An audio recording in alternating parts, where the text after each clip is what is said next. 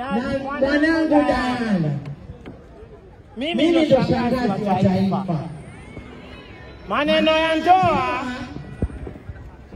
si sherehe tu ama legal contract ya mambo kufanya. Ndoa ina mambo mengi, na ndoa ukiona watu wanaishi mpaka wakatoka mzizi pamoja, grey hair pamoja, kuna mambo mengi sana wamezingatia. Na la kwanza ni trust, ya pili ni patience, ya tatu ni respect and the willingness of growing together. Marriage is a commitment.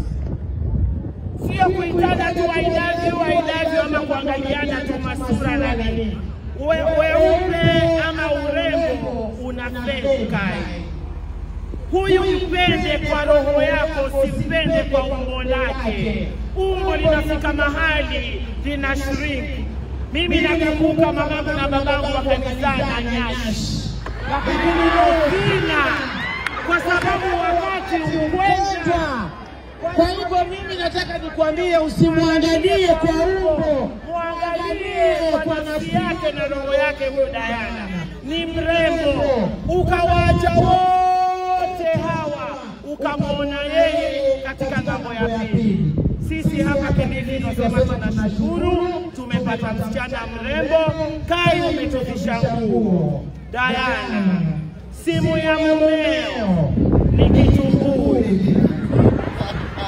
Ukiishika kila siku utakuwa mwaga machozi, manake Princess Kai ni mrembo. Kuna wengine hata wataka kutongoza wamtongoza yeye. Ukiona ushaanza gani imekuwaje, mimi nipeleke kwetu, hapana. Jivunie una mume mzuri, na wanawake wanamezea mate, hawakumpata, uko naye wewe. Hata akienda ujue atakwenda ramba, lakini kula kushiba ni kwako. Ndivyo sivyo?